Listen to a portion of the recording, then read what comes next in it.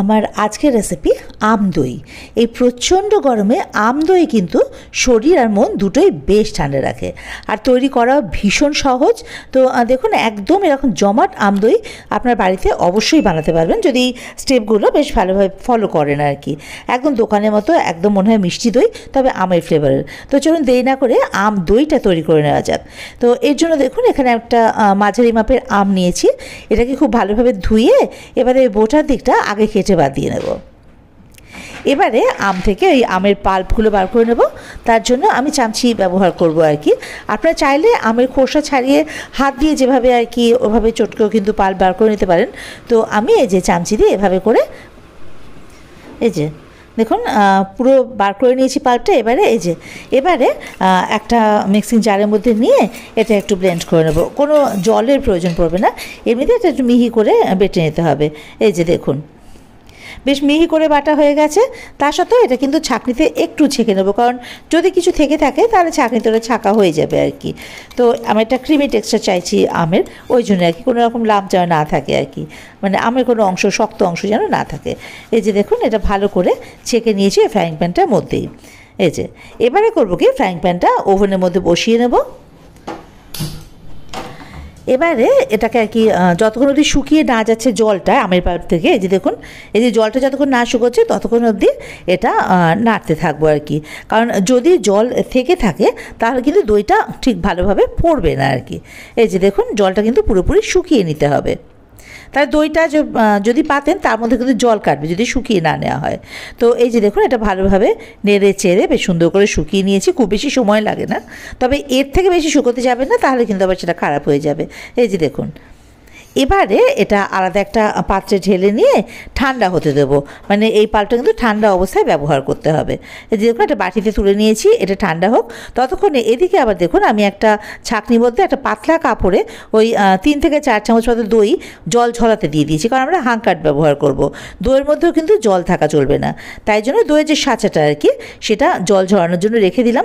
এদিকে দুধ বসিয়ে দিয়েছি, এখানে 500 মিলিলিটার দুধ একটা সসপ্যানে করে বসিয়ে দিয়েছি।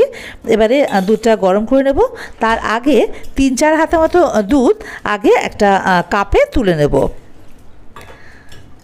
এই যে এর মধ্যে করবো কি, আমি একটু গুঁড়ো দুধ মিশিয়ে নেব।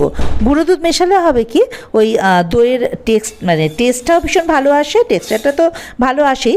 আর দুধটাকে অনেকক্ষণ ধরে জাল দেওয়ার কোনো প্রয়োজন পড়ে না আর কি, কারণ দুধটাকে তো ঘন করে নিতে হয়। তো এই যে দেখুন, কাপের মধ্যে দুধ নিয়ে নিয়েছি। এর মধ্যে আমি ওই 2 প্যাকেট মতো গুঁড়ো দুধ মিশিয়ে দেবো। আমি কিন্তু হোয়াইটনার না, গুঁড়ো দুধটা মেশাবো। একটু বেশি হয়ে গেছে অসুবিধা হবে না, এটা ওই গুলতে গুলতেই মোটামুটি ঠিক হয়ে যাবে। তো এই যে দেখুন, এটা খুব ভালোভাবে কিন্তু মিশে গেছে দুধের মধ্যে। এই যে এবারে করবো কি, ওই যে দুধটা জাল দিতে বসিয়েছি তার মধ্যে এই গুঁড়ো দুধটা আস্তে আস্তে দিয়ে দেবো, মানে গুলে রাখা গুঁড়ো দুধটা আর কি। এই যে এভাবে করে দিলে হবে কি, আমরা তো দুধটাও একটু ঘন চাইছি দই পাতার জন্য। তো যদি গুঁড়ো দুধ না মেশাই তাহলে অনেকক্ষণ ধরে দুধটা জাল দিতে হবে, আর অনেক বেশি পরিমাণ দুধ দিতে হবে, যাতে এটা আর কি ঘন হয়েও বেশ পরিমাণটা ভালোই থাকে। তো গুঁড়ো দুধ মেশালে সেই চান্সটা নেই। এই যে দেখুন, দুধটা উতলে উঠেছে। এবার কমিয়ে জাস্ট ওই মিনিট 5-7 জাল দিয়ে নিলেই হবে। খুব বেশিক্ষণ জাল দেওয়া কিন্তু প্রয়োজন পড়বে না। ফ্লেমটাকে অবশ্যই মিডিয়ামে করে দেবো। এভাবে করে নেড়ে নেড়ে এটাকে জাল দিয়ে নেব। এই যে দেখুন, এটা কিন্তু ভালোভাবে জাল দেওয়া হয়ে গেছে। এবার চিনি মেশাবো স্বাদ মতো। আম যেরকম মিষ্টি তার উপর নির্ভর করবে কতটা চিনি দেবেন, আর আপনারা যেরকম মিষ্টি খেতে চান তার উপর নির্ভর করবে যে চিনি কতটা দেবেন। আমি এখানে মোটামুটি ওই 3 থেকে 4 টেবিল চামচ মতো চিনি দিয়ে দিলাম। এবারে এই চিনিটা গলে না যাওয়া অবধি এটাকে নাড়তে হবে ওই মিডিয়াম ফ্লেমেই, কারণ চিনি দেওয়ার পরেও তো একটু জ্বলো জ্বলো ভাব আসে। তো এই যে দেখুন, এখনও কিন্তু চিনিটা রয়ে গেছে, পুরো গলে যায়নি। এই দেখুন, তো এই চিনিটা গলে যাওয়া অবধি এটাকে ভালো করে একটু নেড়ে এই দুধের সঙ্গে মিশিয়ে নিতে হবে। এই যে দেখুন, দুধের কালারটা দেখে বুঝতে পারছি যে দুধটা কিন্তু বেশ ঘন হয়েছে। এটা গুঁড়ো দুধ মেশানোর জন্য বেশিক্ষণ আমার দুধটা জালও দিতে হয়নি, আর 500 মিলিলিটার দুধেই অনেকটা কিন্তু দই আপনারা তৈরি করে নিতে পারবেন। এবারে ওই গ্যাসের ফ্লেমটাকে অফ করে দুধটা ঠান্ডা হতে দেব। ঠান্ডা মানে কিন্তু একদম ঠান্ডা না, জাস্ট উষ্ণ গরম, মানে একটা আঙুল ডোবানো যায় এরকম ঠান্ডা হতে হবে। এই যে দেখুন, দুধটা ঠান্ডা হয়ে গেছে।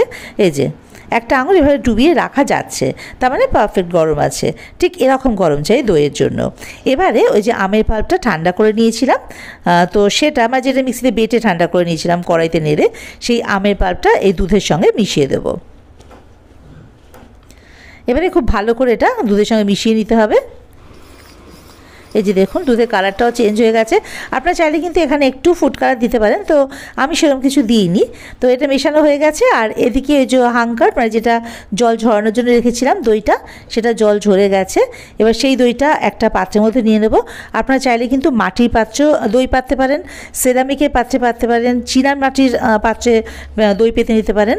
আর স্টিলের পাত্রে তো পাতা যাই, সেই জন্য আজকে আমি স্টিলের পাত্রে এই দইটা পেতে দেখাচ্ছি, যে এতেও কিন্তু দই খুব ভালো পড়ে। তো এই যে দেখুন দইটা ভালো করে একটু মানে চামচ দিয়ে ফেটিয়ে নিয়ে পাত্রের গায়ে ভালো করে লাগিয়ে নিয়েছি। এবারে ওই আম আর দুধ যেটা মিশিয়ে রেখেছিলাম সেটা এর মধ্যে ঢেলে দেব। ব্যাস হয়ে গেছে। এবার মিশানো যে আম দুধটা এটা অল্প অল্প করে এর মধ্যে ঢেলে নিতে হবে। অল্প একটু দিয়ে এবার তার মধ্যে আগে দইটা ভালো করে মিশিয়ে নিতে হবে। এই যে ভালোভাবে মিশে গেছে। এবার বাকি দুধটুকু এর মধ্যে দিয়ে দেবো। এবারে আমি একটা ওই হ্যান্ড বিটার সাহায্যে এটা ভালো করে বিট করে নেব।